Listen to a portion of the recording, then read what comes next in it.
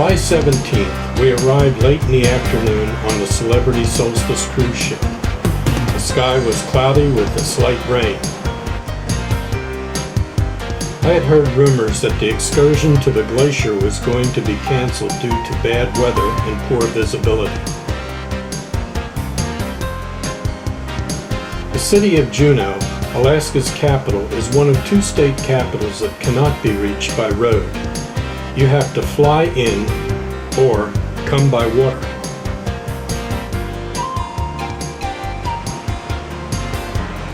The downtown area is filled with the usual cruise ship tourist-type shops for food, souvenirs, and of course, the jewelry store chains we see in every cruise port worldwide. Today, we had 5 cruise ships in the port. After leaving the port by bus on the way to the airport, the rain stopped and visibility from the fog began to clear. Left is Mount Roberts, and it was actually the first mine here in Juneau. They pulled about $3 billion of gold out of this mountain here. And I didn't get any. 3 billion. There are 150 miles of mining tunnels inside that mountain. Now if you see a person that looks like Oprah, chances are it is Oprah. She came off one of these ships here today. Yeah, she's vacationing today. Came off one of these Holland America ships.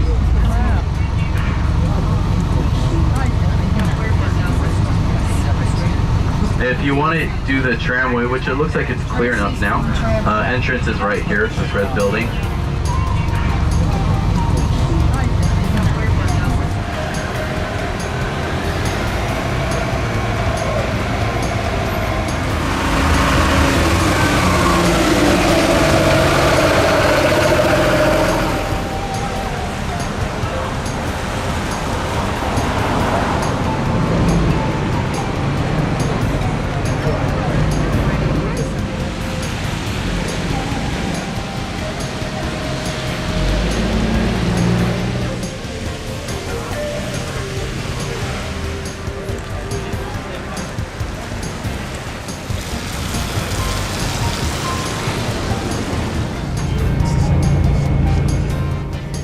On our way to the airport to board our helicopter, we could see all the way to the end of the Mendenhall Glacier that quickly disappeared into the low clouds. Helicopter AS350 series helicopter, and about the safety procedures to follow while on your tour. Due to the limited space inside the helicopter, please allow us to securely store your extra belongings while you are on the tour.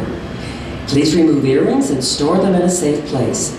Hats, scarves, and gloves should also be removed and stored securely in a jacket pocket for use on the glacier. No bags are allowed to be carried on board the aircraft. At the airport, we were greeted by the staff at TEMSCO, who briefed us on safety and helped everyone get suited up with the glacier boots. They fit perfectly over my high-top hiking boots. Your seating has been assigned according to the aircraft weight and balance requirements. Once inside the helicopter, take your seat and your tour assistant will assist you with a seat belt. TEMSCO helicopters are quite tight for the 6 guests plus pilot. They have a weight limit for each passenger and are very strict on enforcement. Also, there are rules of no extra purses or camera bags on board. They have secure lockers to store any of your personal belongings while up on the glacier. If you can't put your camera in your pocket, it has to remain at the TEMSCO airport. You will be visiting a unique environment in its natural state. The glacier surface is uneven, cracked, and maybe slippery. It is your responsibility to exercise caution and to participate in this tour in a manner that is appropriate for the area and your physical abilities. When taking photos or videos of your glacier tour, please do not walk forward or backward. The best approach is to always look where you are putting your feet.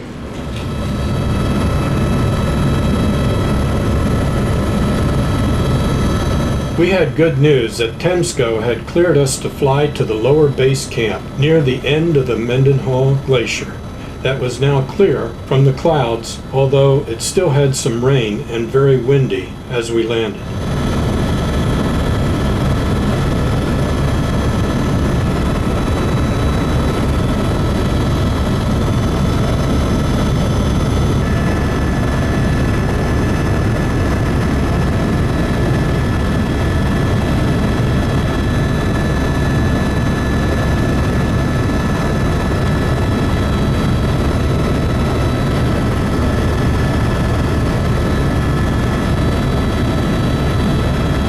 Parts of the glacier is up to 5,000 feet thick of ice, but where we were, it was only 300 feet deep, with open crevasses filled with flowing water.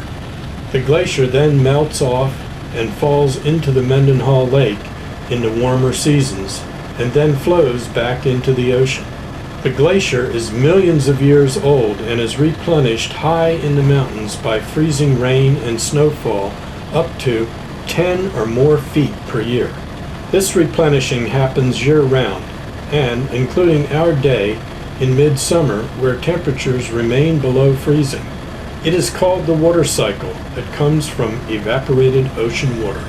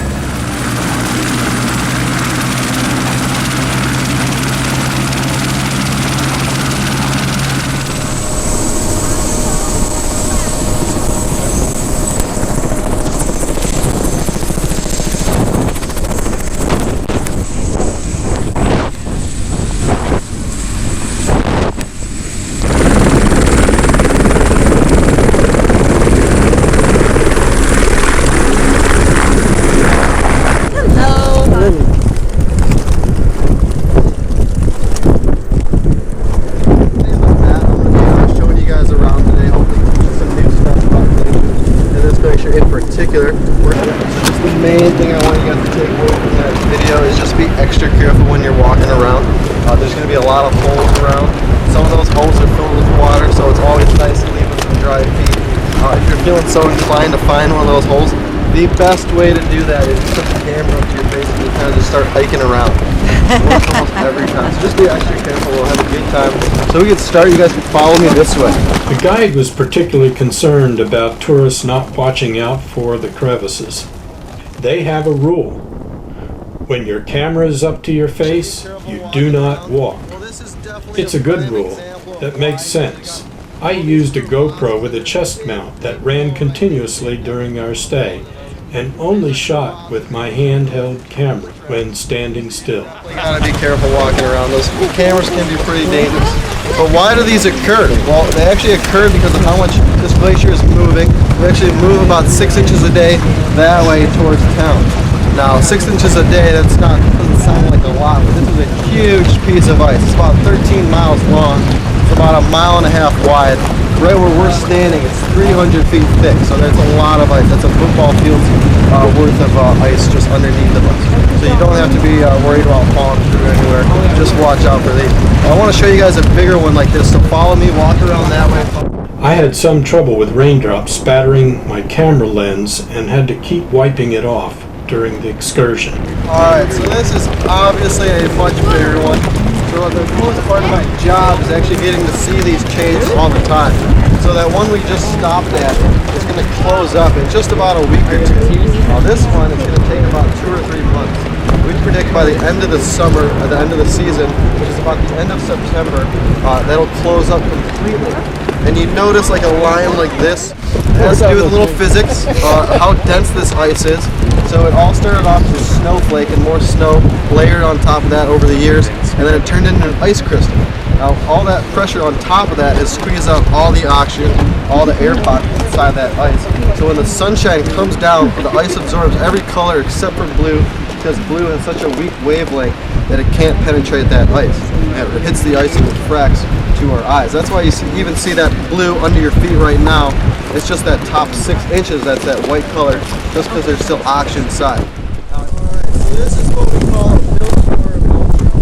Now there's on top of it in 10 minutes. So that would fill an Olympic-sized swimming pool in about 10 minutes. Now, it's nice though that this is on top of the glacier. It gives us an opportunity to try some of this water. You guys are feeling up to it. I got my 2 volunteers here. They're going to demonstrate my favorite way to drink out of this. You kind of just stick your face in it. It's called the Glacier Push-Up. It's not the most clever name, but it's fun to do. It's an adventurous thing.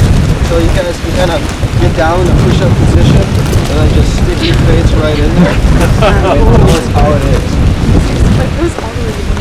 Oh, that's good. It says it's good. You guys can come try some for yourself. This is the freshest water you can drink.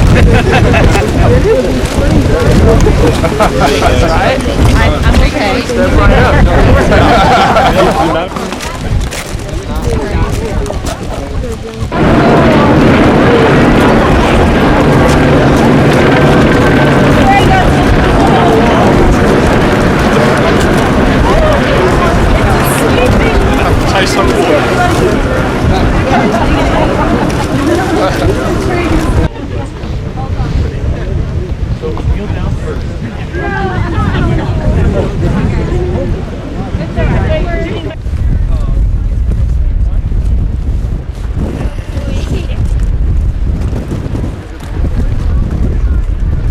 No, I had a wise 15-year-old once say you wouldn't pick it up if it was proven exactly right. This is actually crushed out from granite rock. So all those boulders out there behind, and people sometimes call them crevasses like I showed you guys. When those close up, we just pulverize and polish that rock, turn it into this really fine silt. Now it's actually pretty significant. One, it actually, as you see, it's scattered all on this side. Helps keep this area nice and flat, allowing our helicopters to land here. It absorbs the heat from the sunshine, kind of keeps this area nice and flat. Now, second reason, this stuff you'll notice out in the river and the lake, which goes out to the ocean eventually, washes out there, and the krill that are out in the ocean really love to feed on this stuff because it's got a lot of minerals in it, so it's really good for them. Which also attracts all those whales that are coming up all the way from Hawaii. They haven't eaten in a long time, so they're just feasting about as much as you guys on your cruise ships here in Alaska. Now, third reason, I got my 2 volunteers here, so you guys can come step up right next to me. Putting the pressure on you guys. Third reason, there's a lady. She collects this stuff. She owns a shop downtown, and she puts it into exfoliants, moisturizers, all that good stuff. So it's actually really good for your skin. Now, I'm not pulling in a flag. I think I'm about 20 years old. I put this stuff on multiple times a day. I actually just collected my first Social Security check. But I got my volunteers here that'll demonstrate the old glacial facial.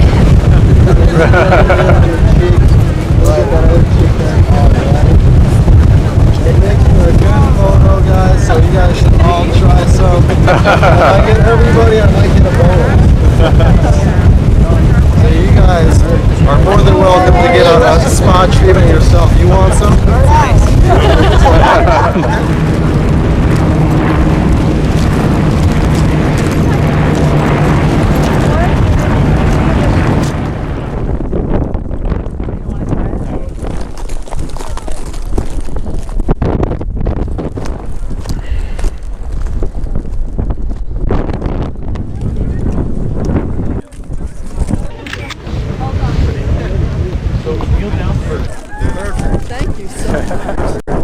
Thank you.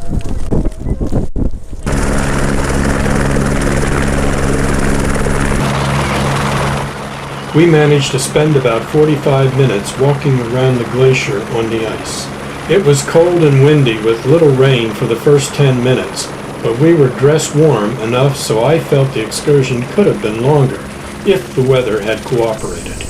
By the end of our stay, the clouds began to roll in again, so not much to see had our excursion lasted for another 30 minutes. It was time to go.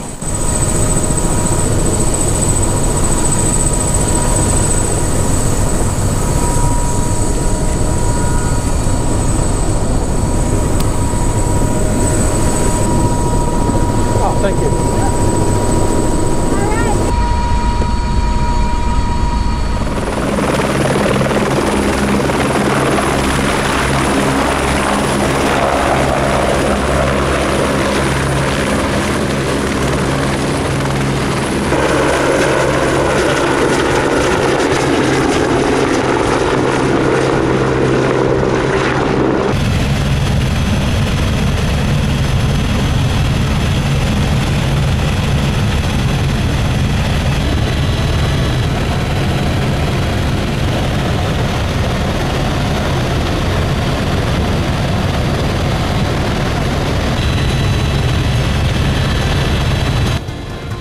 The Mendenhall Glacier excursion is a unique experience. The glacier trekking is unlike any other you can experience. The ice is amazing with its blue color. The glacier boots made walking on the ice safe and easy. The surface is not smooth, but more like coarse gravel yet slippery. The open cracks are everywhere and very deep.